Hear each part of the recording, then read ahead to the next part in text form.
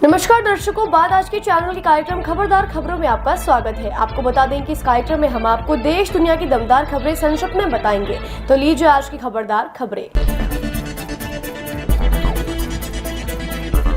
लोक जनशक्ति पार्टी रामविलास के राष्ट्रीय अध्यक्ष चिराग पासवान ने कहा कि कांग्रेस ने लोकसभा चुनाव में भारतीय संविधान के वास्तुकार अंबेडकर की हार सुनिश्चित की थी। मुंबई के दादर स्थित चैत्य भूमि पर श्रद्धांजलि अर्पित करने के बाद चिराग ने कहा, प्रधानमंत्री मोदी अंबेडकर के आदर्शों को लागू करने की दिशा में काम कर रहे हैं। यही कारण है कि विपक्ष डरा हुआ है और नेता संविधान की प्रतियां दिखा रहे हैं। अमेरिका के राष्ट्रपति जो बाइडेन ने यूक्रेन को रूस पर हमला करने के लिए अमेरिका द्वारा दी गई लंबी दूरी की मिसाइलों के इस्तेमाल को पहली बार अनुमति दी है। यह निर्णय अमेरिका की नीति में एक बड़ा बदलाव है। यह फैसला ऐसे समय में आया है जब मौजूदा राष्ट्रपति बाइडेन का कार्यकाल खत्म होने वाला है और राष्ट्रपति पद के नव निर्वाचित डोनाल्ड ट्रंप पहले ही यूक्रेन को दिए जाने वाले अमेरिकी समर्थन को सीमित करने और युद्ध को जल्द समाप्त करने की बात कह चुके हैं।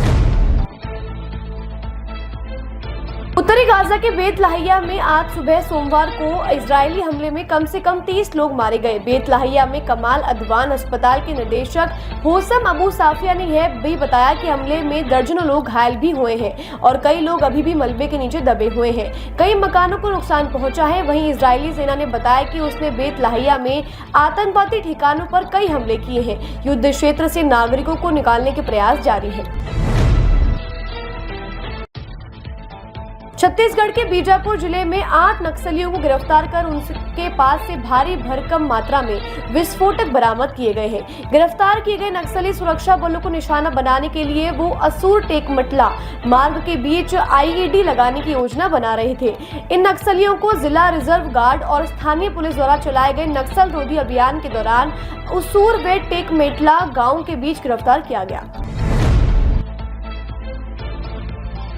प्रधानमंत्री नरेंद्र मोदी आज सुबह ब्राजील के रियो डी जेनेरियो पहुंचे। प्रधानमंत्री मोदी यहां आयोजित G20 शिखर सम्मेलन में भाग लेंगे। भारतीय समुदाय के लोगों ने पीएम मोदी का गर्मजोशी के साथ स्वागत किया। मोदी ने एक्स पर लिखा कि रियो डी जेनेरियो पहुंचने पर भारतीय समुदाय के गर्मजोशी भरे स्वागत से मैं बहुत प्रभावित हुआ हूं। उनकी ऊर्जा उस स्नेह को दर्शाती है जो मैं सभी महाद्वीपों से जोड़ता है। कर्नाटक में मंगलुरु के उल्लाल समुद्र तट के पास एक रिजॉर्ट के स्विमिंग पूल में सोमवार को 3 युवतियां डूब गई। ये तीनों युवतियां मैसूर की रहने वाली थी। पुलिस ने बताया कि एक युवती को तैरना नहीं आता था, लेकिन फिर भी वह स्विमिंग पूल में उतर गई और जब वह डूबने लगी तो उसे बचाने के लिए अन्य 2 युवतियों ने भी स्विमिंग पूल में छलांग लगा दी, लेकिन वह भी बाहर नहीं निकल सके और तीनों युवतियां डूब गई। पुलिस ने बताया कि उस समय ड्यूटी पर कोई भी बचाव कर्मी मौजूद नहीं था। यह हादसा समुद्र तट के पास वाजको रिजॉर्ट में हुआ, जहाँ युवतियां ठहरी थी। महाराष्ट्र और झारखंड में होने जा रहे विधानसभा चुनाव के लिए प्रचार अभियान का आज आखिरी दिन है। दोनों राज्यों में आज शाम को 5 बजे प्रचार अभियान थम जाएगा।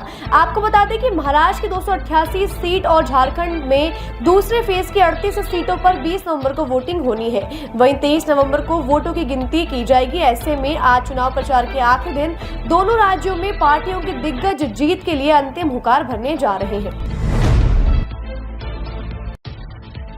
NCP SP supremo Sharad Pawar ने विरोधियों को खुली चुनौती देते हुए कहा कि वो किसी से भी पंगा ले, लेकिन मुझसे नहीं।